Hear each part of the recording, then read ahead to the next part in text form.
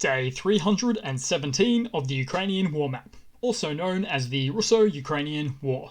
Juzzy here, and today is another update as I take a simplified and down-to-earth approach to some of the most important happenings on the ground in Ukraine.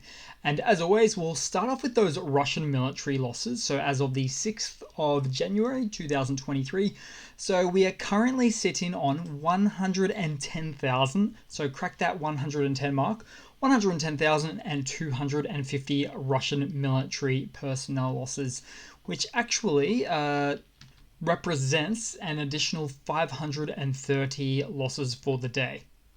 Then when we take an interesting look at the hardware losses today, so we've got 16 armored combat vehicles, a whopping 23 tanks, and 8 artillery. And reason being, now due to all of the recent Ukrainian strike action and the fog of war, I'd venture a guess to say that most of these tanks and AVCs are a backlog accumulation of reporting that's just come through today. And a little bit of a different story where one aircraft and one helicopter have also been taken out in the last 24 hours, in particular those two.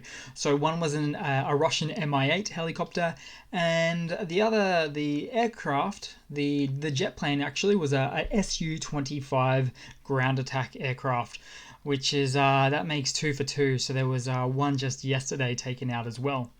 So it really looks like Russia is risking their aircraft on the front lines. And then we'll move back to the map and we'll start out in Russia, where as a result of recent Ukrainian strikes on multiple airfields within the Russian motherland in the past 4 weeks, Russia has now been forced to disperse its strike aircraft fleets far east into Russia, so all the way over to the other side of the country, which will now add additional maintenance stress and further deplete the limited flying hours available on Russia's aging air fleet. In other words, this is forcing Russia to perform strikes at a slower, less efficient, and less often rate there. Which is a real shame for Russia, because logistics and maintenance has already proven to be some of Russia's major flaws in this war. So to put an even further hampering on these key military components is just the intended effect that Ukrainian has aimed for. Then we'll move across briefly to Belarus, where there's still some ongoing reports of Russian military equipment and personnel continuing to arrive in Belarus for exercises. And I think Putin just loves the idea of bullying Uncle Luka and Belarus into lodging a full-blown military offensive into Ukraine. And perhaps by doing this, Putin might feel that he's getting that forcefully getting that operational pause he's been seeking for some time, but even then he still won't get it.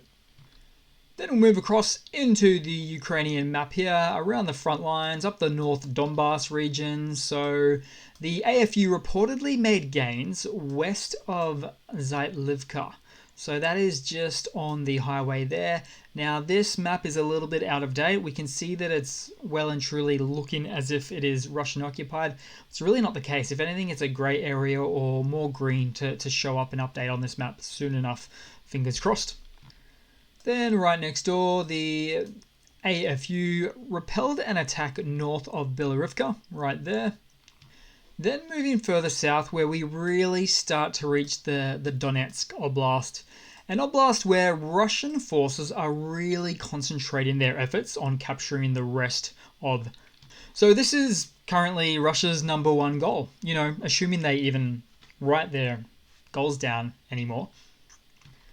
Then we'll move across to Soledar. Let's just find that one here.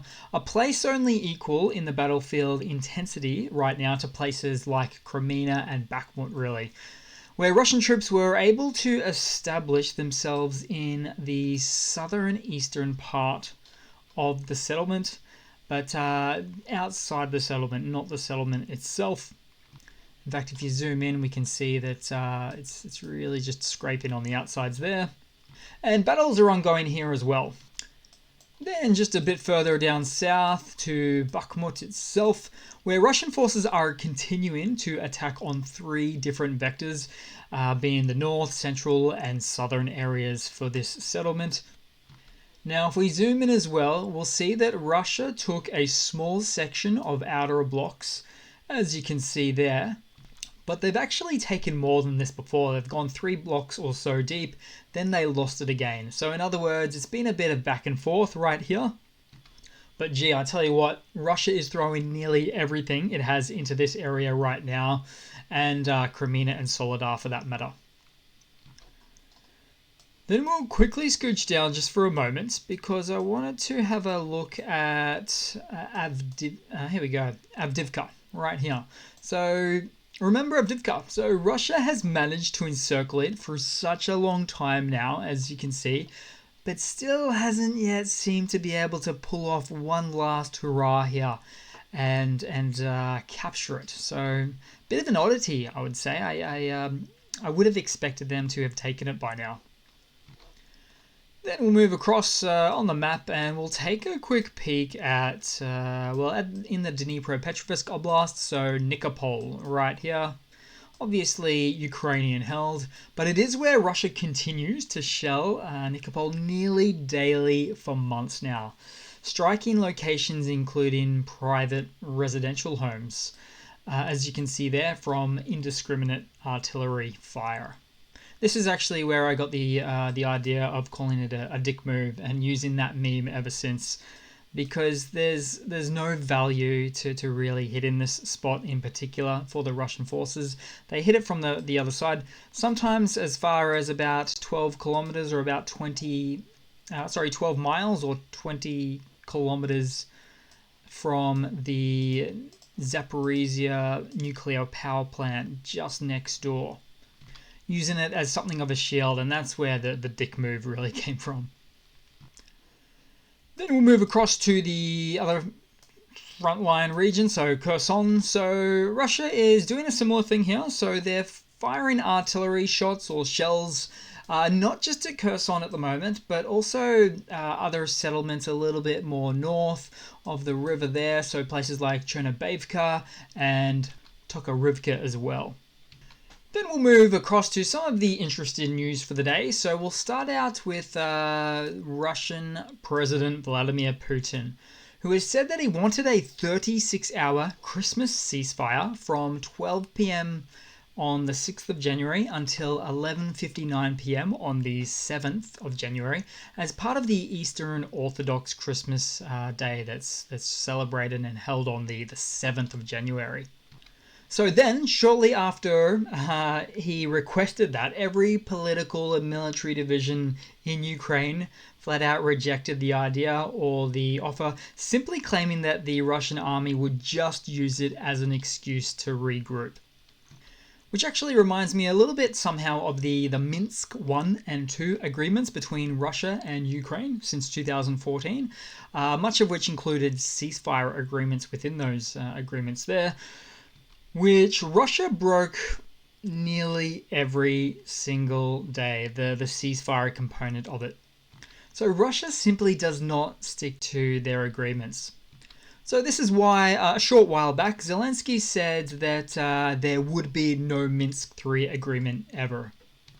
And so anyway, back to it. So after Russia realized Ukraine didn't agree to the 36-hour ceasefire, former Russian President Medvedev came out and said the hand of the Orthodox mercy was extended to the Ukrainians, but it was rejected. So all I'm thinking is, where was the hand of the Orthodox mercy during Easter last year, or does it only appear when Russia loses momentum? Such hypocrisy, as Russia hasn't exactly been known to extend any Orthodox mercy since it decided to invade Ukraine. Then in some other news, so some pretty good news here. So it's confirmed. So in a joint statement from the US and Germany, they confirmed that they will be supplying the Bradley IFVs, so that's from the US, the Marder IFVs, so IFVs is an infantry fighting vehicle, that one's from Germany, the Marder ones, and one Patriot battery from Germany as well. So the US will provide 50 of the Bradley M2 IFVs, and Germany will provide approximately, not fully confirmed, but about 20 to 40 of the Marder 1A3 infantry fighting vehicles. And now the one Patriot battery Germany is sending to Ukraine, well, that's a bit of a funny story. I'm sure you might already know about it. But Germany was not keen to send that very air defense platform just a month ago when they were asked to. But Putin himself has since welcomed the idea officially of Ukraine receiving the Patriot missile systems, because he said that his military would soon thereafter just destroy it. Now, this is actually a very good and dangerous example of how autocratic leaders live in this fake information bubble, with their generals too afraid to speak truth to power and just telling them, the leader, in this case Putin, just telling him what he wants to hear instead. So, all in all, a decent 24 to 48 hours of NATO hardware pledges. Indeed. Then in some other interesting news, so Ukraine has jumped up 7 positions in the military firepower rankings, from the 22nd place to the 15th place. Oddly, Russia is still in the number 2 position, but we all still know deep down the truth that Russia is only the second best military in Ukraine. Then in another Russian military mobilization blunder, so in this video, mobilized Russians from the Yakutia region, which is in the far eastern region of Russia, where a lot of Russian ethnic minorities exist, complained that they were sent straight to the front lines without any supplies. They also said that what was advertised on Russian state TV, so propaganda TV, is nothing like the realities on the ground. Surprise, surprise. They go on to say that the command is weak and there is no food or other supplies provided. And they also say that basically nothing has changed in their army since World War II, which is mostly accurate. And these guys might actually know a thing or two, as they also said they were in the Russian army in the early 90s, and so they're clearly above 50. Then in the lighter side of news that I don't really do enough of, so we have a video of a Ukrainian soldier coming home with flowers to see his partner. Isn't that just actually adorable? They don't even care about the flowers falling to the ground. They kind of just fall by the wayside there. What a beautiful couple. Then we'll move across to a funny to round it all off with today, guys. So this is a keen example of a confidently invading force, then having to all of a sudden switch gears in fear and disguise their fuel tankers and other vehicles as timber trucks. And yes, I know camouflage is a part of war, but as you can see with the bottom right photo, this disguise didn't do all that much for the tanker, as they'd still be, in fact, operating fairly closely and obviously to targets in the occupied areas anyway. For instance, what's a timber truck doing specifically or suspiciously parked next to a parked tank, for instance? That would raise some eyebrows on the drone footage of the Ukrainian command. And I'd also venture a guess that all of that wood would probably help them burn better too. So that's it for today, guys. A little bit of a shorter video, as sometimes does happen. So yeah, thanks for watching. Please leave a comment, subscribe, hit that like button. Again, thanks for all of your support. I really couldn't do it without you guys these days. And I do hope to see all of you guys there in the next one. Cheers.